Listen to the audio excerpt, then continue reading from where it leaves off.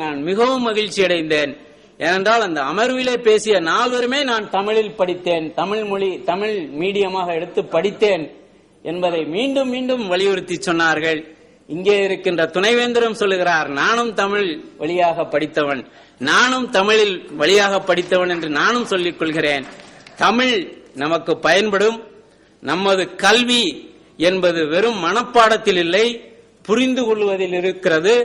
புரிந்து கொள்வதற்கு தாய்மொழியை விட சிறந்த மொழி எதுவும் இல்லை.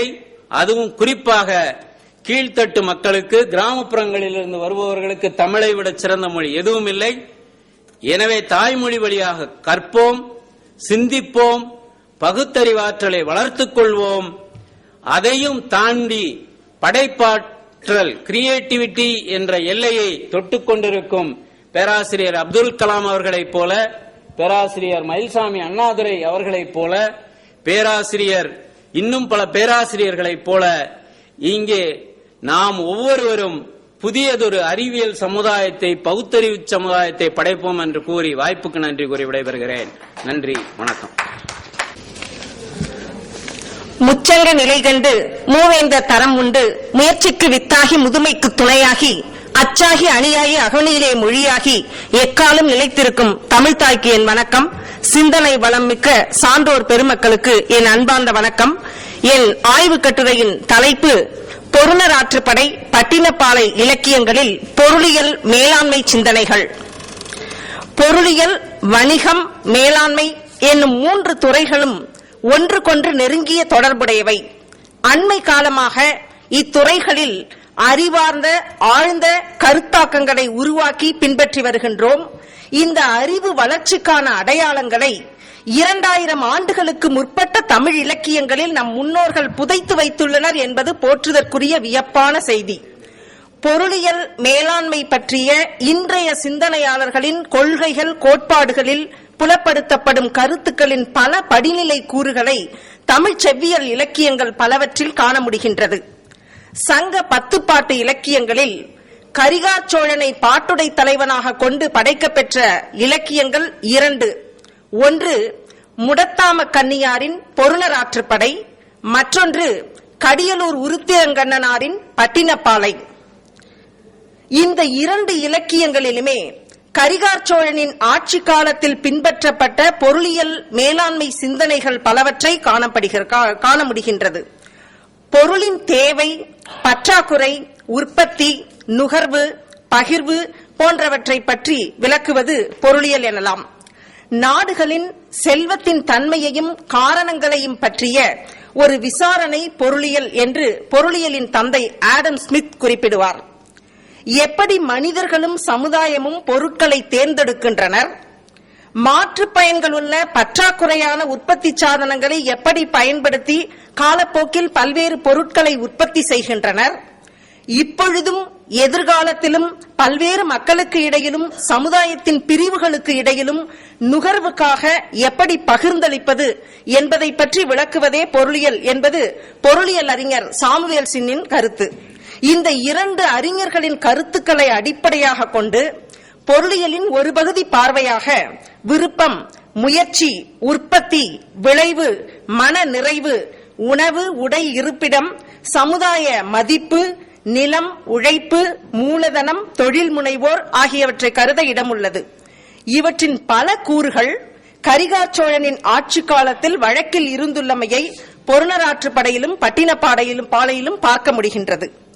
திட்டமிடல், அமைத்தல், நியமித்தல், இயக்குதல், கட்டுப்படுத்தல், ஒருங்கிணைத்தல் ஆகியவற்றின் வாயிலாக நிறுவன நோக்கங்களை நிறைவேற்றுவது மேலாண்மை. நிறுவன நோக்கங்களை நிறைவேற்றுவது என்பது நாட்டினுடைய வளத்தை மேம்படுத்துவது. இதிலே மேலாண்மையாளராக அரசனை கருதலாம். திட்டமிடல் உள்ளிட்ட படிநிலைகள் வாயிலாக அரசன் நாட்டை மேம்படுத்துவான்.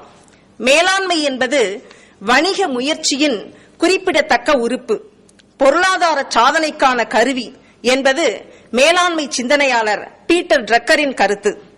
மேலாண்மை என்பது வெறும் கருத்தோ கோட்பாடோ தத்துவமோ மட்டுமல்ல, அது முறையாக செயல்படும் வழியாகும்.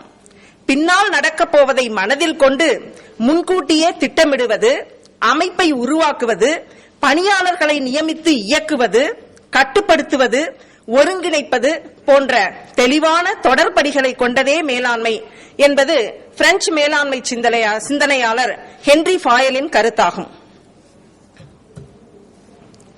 இந்த இரண்டு சிந்தனையாளர்களின் கருத்துக்களை ஆங்கிலத்தில் சுருக்கமாக PODS CORB என்று குறிப்பிடுவார்கள். அதாவது planning, organising, directing, staffing, coordinating, reporting, budgeting என்று குறிப்பிடுவார்கள். நாடு என்பதை இங்கே நிறுவனமாகவும், அரசனை மேலாளராகவும், நாட்டின் வளர்ச்சியை நிறுவனத்தின் நோக்கமாகவும், பணியாளர்களை அமைச்சர், படைவீரர், தொழிலாளர், உழவர் போன்ற பல படிநிலைகளில் இருப்பவர்களாகவும், மூலதனம் என்பதை நாட்டினுடைய இயற்கை வளம், நாட்டினுடைய வளம் என்பதாகவும், திட்டமிடல் அரசன் முதல் பல படிநிலைகளில் திட்டமிட்டு பணியாற்றுவதாகவும் எடுத்துக்கொண்டு இந்த இரண்டு இலக்கியங்களையும் இந்த கட்டுரை அணுகியிருக்கின்றது. சோழ நாட்டின் பல்வேறு நிலப்பகுதிகளில் உற்பத்தியை பெருக்குவதற்காக திட்டமிட்டு மேற்கொள்ளப்படும் முயற்சிகள், அதனால் விளைச்சல் செழித்து பெருகுதல், விளைச்சல் மிகுதியால் உணவு, உடை, உறைவிடம் ஆகிய அடிப்படை தேவைகளில் மக்கள் தன்னிறைவு கொள்ளல், சமுதாயத்தில் மிக உயர்ந்த நிலையிலே வாழுகின்ற மக்களின் நிலை, இதுபோன்ற பல்வேறு சூழல்கள் இரண்டு இலக்கியங்களிலும் விளக்கமாக அமைந்துள்ளன. நிலம், உழைப்பு, மூலதனம், தொழில் முனைவோர் ஆகியவற்றை பற்றி இந்த இரண்டு இலக்கியங்களும் விரிவாக பேசுகின்றன. நில வளமும் நீர்வளமும் நிறைந்திருக்கும் சோழ நாட்டை கடியலூர் உருத்திரங்கண்ணனார் வசையில் புகழ் வயங்கு விண்மீன் திசை திரிந்து தெற்கு ஏகினும் தற்பாடிய தளி உணவின் புல் தேம்ப புயல் மாறி வான் பொய்ப்பினும் தான் பொய்யா மலைத்தலைய கடற்காவிரி புனல் பறந்து பொன் கொழிக்கும் விளைவு அரா வியன் கழனி கார்கரும்பின் கமழ் ஆலை நீர்ச்செருவின் நீள் நெய்தல் தீத்தருவின் கவின்வாடி பூச்சாம்பும் புலத்து ஆங்கன் காய்ச்சென்னல் கதிர் அருந்து மோட்டு எருமை முழு குழவி கூட்டு நிழல் துயில் வதியும் கோல் தெங்கின் குலை வாழை காய் கமுகின் கமழ் மஞ்சள் இனமாவின் இணர் பெண்ணை முதல் சேம்பின் முளை இஞ்சி அகநகர் வியன் முற்றத்து சுடர்நுதல் மடநோக்கின் நேரிடை மகளிர் உணங்கு உணா கவரும் கோழி எறிந்த கொடுங்கார் கணங்குடை பொன்கால் புதல்வர் புறவியின்றி உருட்டும் முக்கால் சிறுதேர் முன் வழி விளக்கும் விலங்கு பகை அல்லது கலங்கு பகை அறியா கொழும் பல்குடி செழும் பாக்கத்து குறும் பல்வூர் நெடும் சோனாடு என்று பாடுகின்றார். பொருளியல் அறிஞர்கள் செயல்திறன் அடிப்படையில் உடல் உழைப்பாளர், மூளை உழைப்பாளர், ஆக்கமுள்ள உழைப்பாளர், ஆக்கமற்ற உழைப்பாளர், திறன் உழைப்பாளர், திறனற்ற உழைப்பாளர் என்று உழைப்பாளர்களை வகைப்படுத்துகின்றனர்.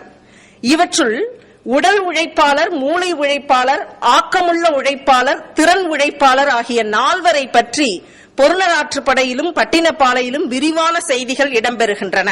சான்று வெள்ளை உப்பின் கொள்ளை சாற்றி நெல்லோடு வந்த வல்வாய் பகிரி நல் இறைவன் பொருள் காக்கும் தொல்லிசை தொழில் மாக்கள் பல்கேள்வி துறை போகிய தொல்லானை நல்லாசிரியர் கொள்வதும் மிகை கொளாது கொடுப்பதும் குறை கொடாது பல்பண்டம் பகர்ந்து வீசும் என்னும் பாடலடிகள் முறையே பண்டமாற்று வியாபாரம் செய்வோர், வரி வசூலிக்கும் பொறுப்பாளர், பல்துறை அறிவு பெற்ற ஆசிரியர்கள், நடுநிலையோடு வணிகம் செய்வோர் போன்றோரின் மூளை உழைப்பு திறனை உணர்த்துகின்றன. கரும்பையும் நெல்லையும் மிகுதியாக விளைவித்து அறுத்தலும் அரிதலுமாகிய தொழில்களை செய்யும் களமராகிய உழவர்களை பற்றிய குறிப்பு வரும்